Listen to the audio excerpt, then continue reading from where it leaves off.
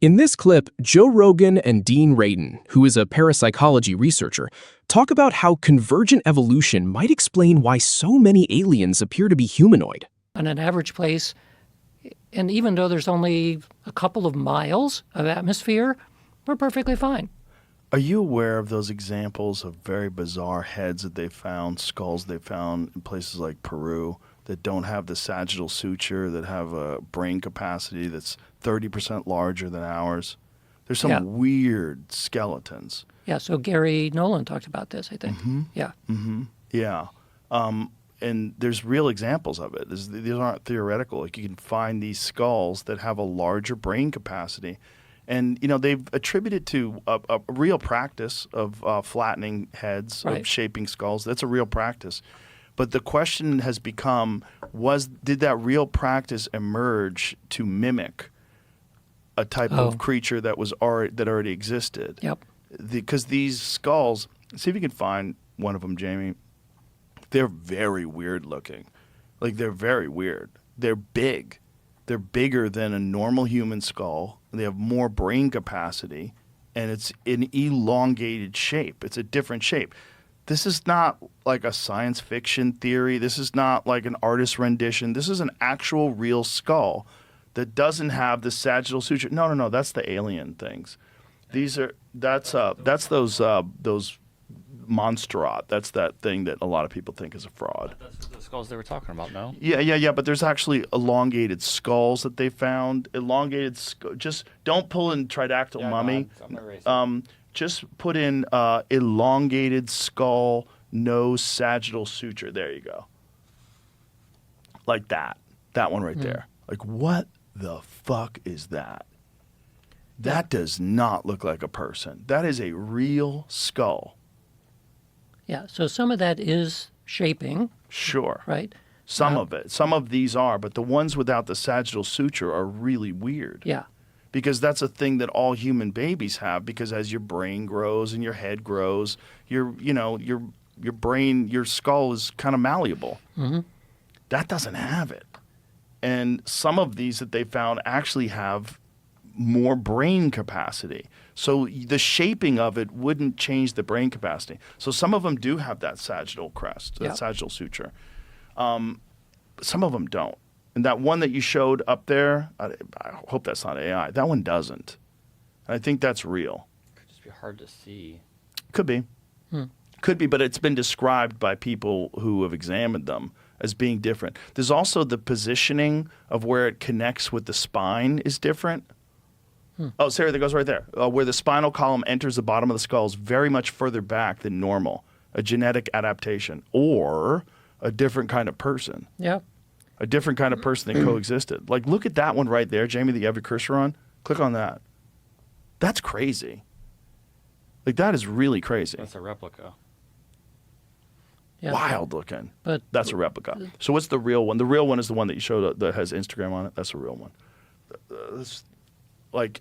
That is kind of bananas. Yeah. And if that's not done through forming of the skull and pushing the skull into the new shape, what is it? And were they doing that because they were trying to mimic something that was superior to them? And that's where it gets weird.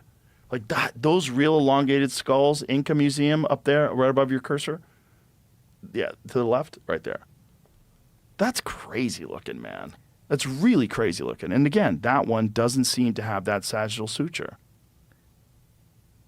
Neither does that one down there that says 118. They're fucking strange. So if that was an actual different kind of human being that existed along with us, God, that explains a lot. Well, they're not here anymore.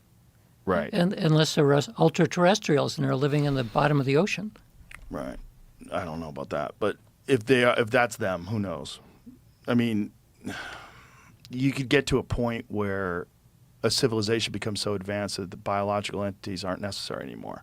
And then that would explain why they could exist at the bottom of the ocean, why they could exist with no oxygen, why they no longer become dependent upon their environment to survive. They might have creative environments. Right. Like the movie. There was a movie. I forget the name now. What was the premise? It was that there's a ship and Dean Radin suggesting that UAPs aren't actually from outer space or the future, but are ultra-terrestrials that have been here all along. That's a massive shift in how we frame the entire phenomenon. It is, but let's be honest. It's a brilliant way to dodge the absolute impossibility of interstellar travel. Quick context for anyone unfamiliar. Hal Puthoff's ultra-terrestrial idea basically proposes that a highly advanced, non-human civilization has coexisted with us on Earth since prehistory, staying hidden in deep oceans or subterranean networks. It's a fun theory, but it relies on an incredibly massive assumption. What's the assumption? That a species could remain hidden? Because when you look at how little we actually know about our own oceans, which Dean and Joe point out covers most of the planet, it's not that crazy to think an advanced group could carve out a niche without us noticing. The assumption isn't just that they could hide. It's that they could evolve to a level of high technology capable of manipulating space-time right under our feet without leaving a single trace of an industrial footprint. No coal mining, no rare earth metal extraction, no atmospheric signatures. If they had a rough adolescence like we are having now, where is their industrial revolution? But maybe they didn't have our kind of industrial revolution. If their technology is based on consciousness or biological engineering rather than burning fossil fuels and metallurgy, their footprint would look completely different. We assume advancement requires steel and concrete because that's our pathway. That's a fair counter. If you bypass physical metallurgy and go straight to biotechnology or quantum manipulation, you might not leave a coal ash layer in the geological record. But that still leaves us with the massive biological hurdle of how a parallel intelligent lineage survived multiple extinction events without leaving fossils we've recognized. Which actually brings us to Dean's point about convergent evolution. He brings up that story about visiting the UNLV museum and confusing an auk with a penguin. For anyone who didn't catch that, convergent evolution is just when completely unrelated species independently develop similar physical traits because they adapt to similar environments. Dean's argument is that if humanoid aliens look like us, like the Nordic alien trope, it's either because they come from a carbon copy planet or they've been evolving right here, adapting to the exact same Earth biosphere. Okay, I actually think that's a solid, well-reasoned point on Dean's part. Biologists love to debate how inevitable the bipedal humanoid form is. If you have a land-dwelling intelligence on an Earth-like world, you're probably going to get something resembling a human. But Dean's applying it to prove they're local. It's a double-edged sword. If they evolved alongside us, we should share a genetic lineage. If we don't, then we're talking about two entirely independent occurrences of high-intelligence bipedal life on one planet. That defies everything we know about ecological niches. One species always outcompetes or absorbs the other. And it gets even weirder when you look at the physical anomalies Joe brought up, like the Peru skulls that lack a sagittal suture and have 30% more brain capacity. Quick anatomy bridge. The sagittal suture is basically the fibrous seam that runs down the middle of the skull, allowing a baby's head to expand as the brain grows.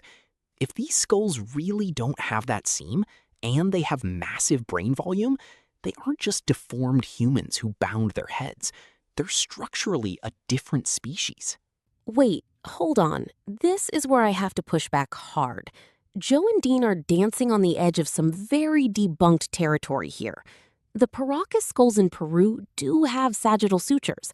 It's just that intense cranial deformation, the practice of binding infant heads with boards, can make those sutures fuse prematurely or become incredibly faint. And the 30% more brain capacity claim has been repeatedly shown to be a measurement error or outright exaggeration from non-scientific analyses. Fair enough on the Paracas skulls specifically, but what about the broader philosophical question Joe raises? Why did so many ancient cultures globally engage in head binding? The theory they suggest is mimicry. that humans were trying to copy a superior, elongated-headed class or species that they coexisted with. Even if the skulls we find are bound humans, the origin of the practice itself is still a bizarre cultural consensus. That's a fascinating anthropological question, I'll give you that. Mimicry of a ruling or godlike class is a powerful motivator.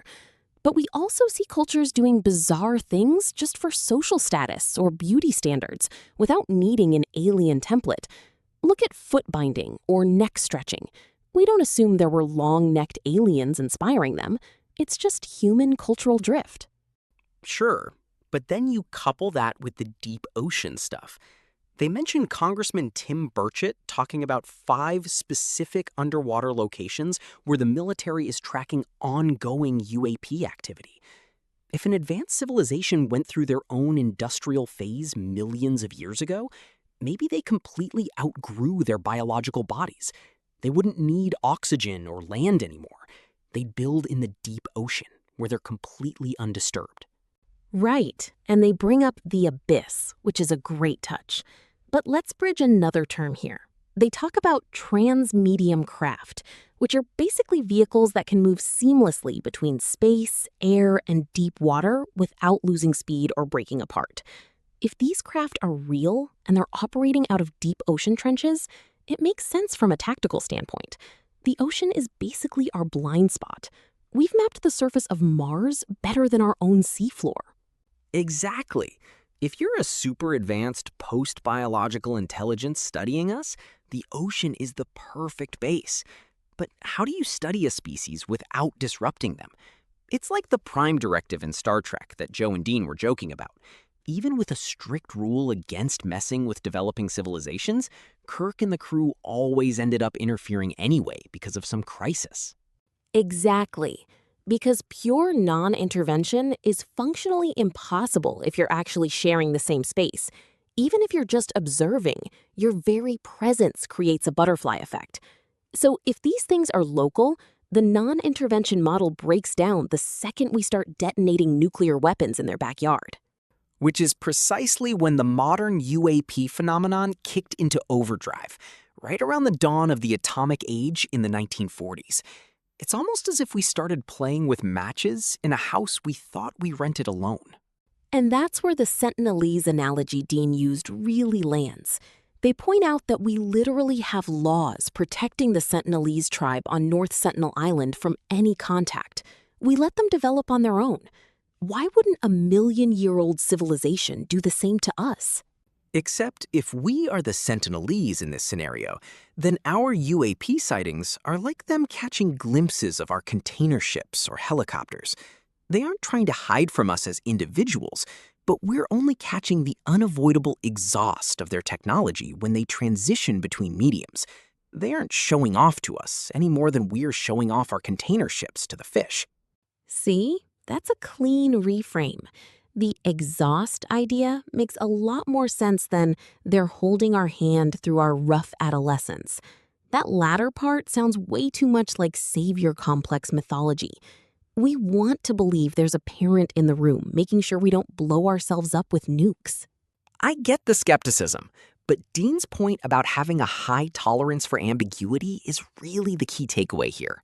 When you deal with things that sit on the absolute fringe of science and history, you have to be okay with not having neat, clean answers right away. I agree with that. Keeping an open mind is essential for scientific progress.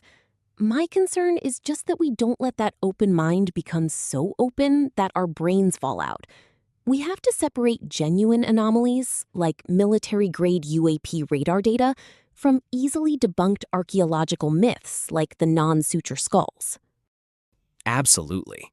But if even 10% of what Radin and Rogan discussed has teeth, especially the deep ocean transmedium observations, it completely rewrites our place on this planet. We aren't the peak of Earth's evolutionary ladder. We're just the noisy new tenants on the top floor. True, and if the landlord is living in the basement, we'd better hope we don't ruin the plumbing.